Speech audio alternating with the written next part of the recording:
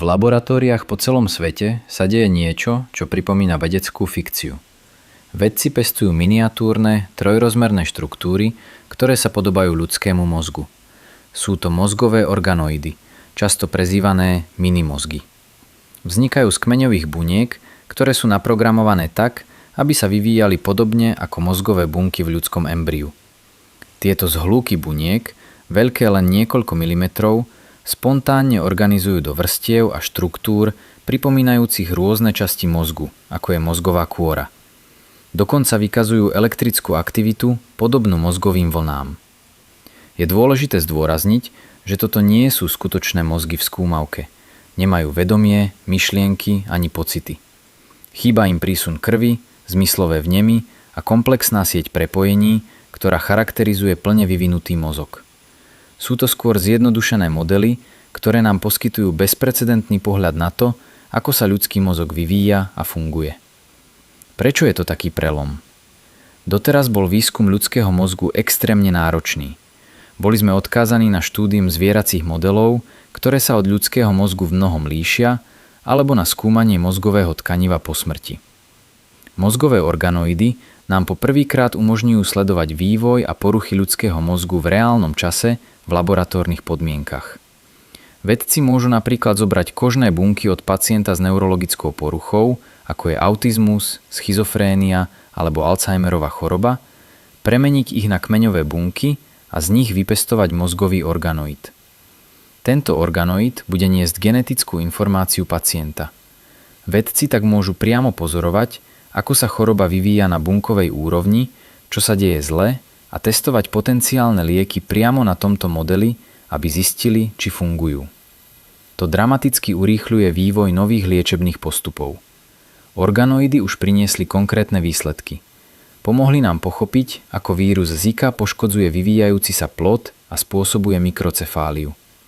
Umožnili nám študovať skoré štádia Alzheimerovej choroby a testovať látky, ktoré by mohli spomaliť jej postup. Skúma sa aj ich využitie pri testovaní toxicity liekov alebo chemikálií na nervový systém. S rastúcou komplexnosťou týchto organoidov sa však objavujú aj vážne etické otázky. Čo ak sa tieto modely stanú tak pokročilými, že začnú vykazovať známky primitívneho vedomia alebo schopnosti cítiť bolesť? Hoci sme od toho ešte veľmi ďaleko, vedci a etici už teraz vedú intenzívnu debatu o tom, kde stanoviť hranice. Musíme vytvoriť jasné pravidlá pre tento typ výskumu, aby sme zabezpečili, že bude prebiehať zodpovedne a s rešpektom. Výskum mozgových organoidov je jednou z najfascinujúcejších a zároveň najkontroverznejších oblastí modernej biológie.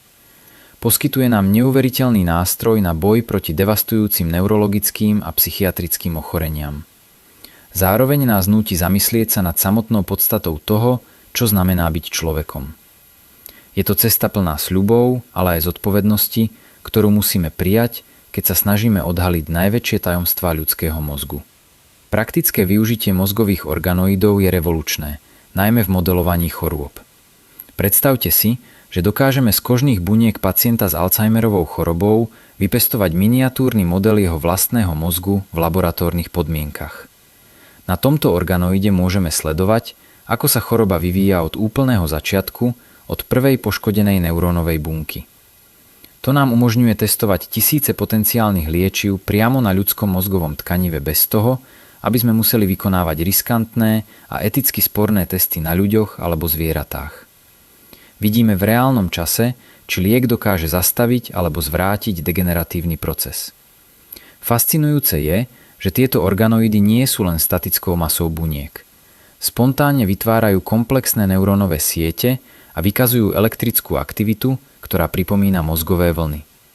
To nám umožňuje študovať, ako sa formujú nervové obvody a čo sa stane, keď sa vplyvom choroby alebo genetickej poruchy pokazia. Samozrejme, táto technológia so sebou prináša aj vážne etické otázky. Je dôležité zdôrazniť, že vedci nevytvárajú vedomé bytosti. Súčasné organoidy sú extrémne malé, neobsahujú všetky typy mozgových buniek a chýba im akýkoľvek senzorický vstup z vonkajšieho sveta.